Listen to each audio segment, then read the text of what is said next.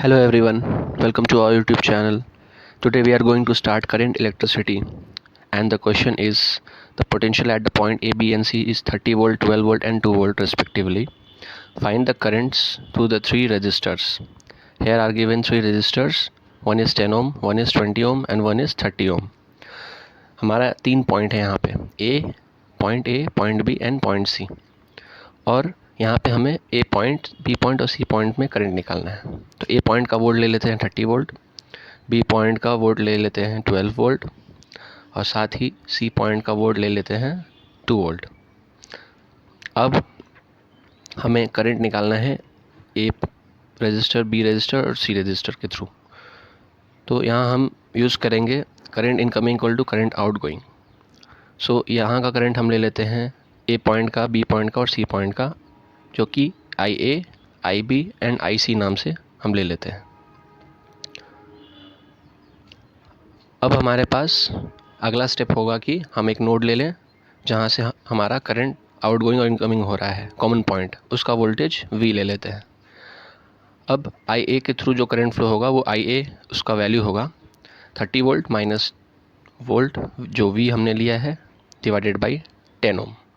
उसी तरह आई बी का जो वैल्यू होगा वो होगा V minus 12 volt divided by 20 ओम।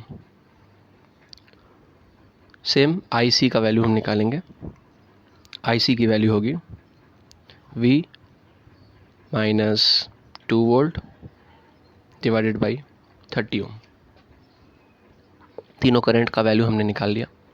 अब हमें V का वैल्यू निकालना होगा ताकि हम आई ए, आई बी एंड आई सी का वैल्यू निकाल पाएँ। तो उसके लिए हम वो रूल अप्लाई करेंगे, current incoming equal to current outgoing. तो आई ए हमारा इक्वल टू होगा आई बी प्लस आई सी के बराबर, और उसके बाद हम उन तीनों की वैल्यूज़ को पुट कर देंगे, जो कि sum of all current equal to zero, K C L बोल सकते हैं हम इस रूल को। अब नेक्स्ट स्टेप में क्या होगा, हम इसका वैल्यू रखेंगे आई ए, आई बी एंड आई सी का। सो आई ए का जो वैल्यू है वो है हमारा 30 माइनस वी बाई 10। तो उसको हम पुट कर लेते हैं 30 minus V by 10 equal to V minus 12 by 20 plus V minus 2 by 30। अब हम इसे सॉल्व करेंगे। 30 माइनस वी बाई 10, ये तो यहाँ पे जैसे है वैसे हो जाएगा। यहाँ हम एलसीएम लेंगे 20 और 30 का। तो 20 और 30 का हम एलसीएम यहाँ पे लेंगे। सो 2 10 जा 20, 2 15 जा 30, 2 5 जा 10, यहाँ 15, 3 5 जा 15, 5 1 जा 5, मतलब एलसीएम लेते हुए हम यहाँ पे इंटू करेंगे। 2 इंटू 2 इंटू 5 इंटू 3, ये टोटल हमारा 60 के बराबर होगा। तो 2 इंटू 2 इंटू 5 इंटू 3 हमारा 60 हो गया। 60 यहाँ ले लिए। उसके बाद यहाँ 20 है तो 3 बचा, तो 3 multiplied by V minus 12 plus 2 multiplied by V minus 2। ठीक। हाँ, तो अब हम क्या करेंगे कि जो एलसीएम लिए हैं उसके बाद वो 6 मल्टीप्लाई कर देंगे। 30 minus V equal to 3v plus 2v, that is 5v minus 40। तो 6 इंटू 30 मतलब 180 minus 6 volt equal to 5 volt minus 40। तो 6 वोल्ट प्लस 5 वोल्ट ये हो जाएगा हमारा 11 volt is equal to 180 plus 40।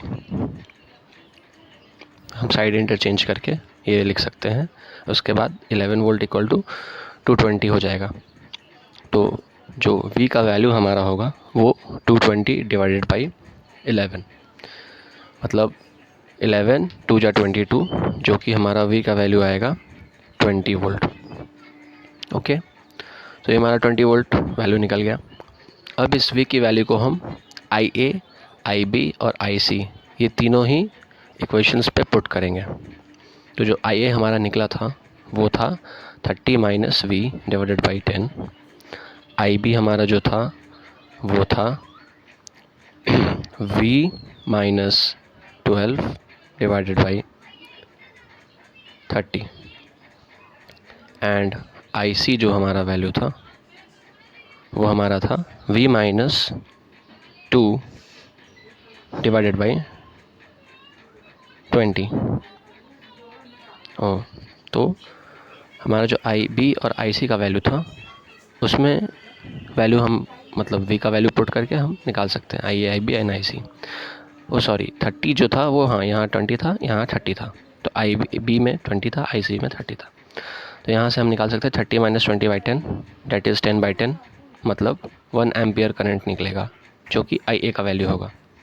Okay, साथ ही IB का वैल्यू जो होगा वो होगा 30 - 12/20 which is equal to 30 - 12 means 18 divided by 20 and V - 2 जो कि IC का वैल्यू है, V - 2/30 that is 30 - 2/30 which is 28/30।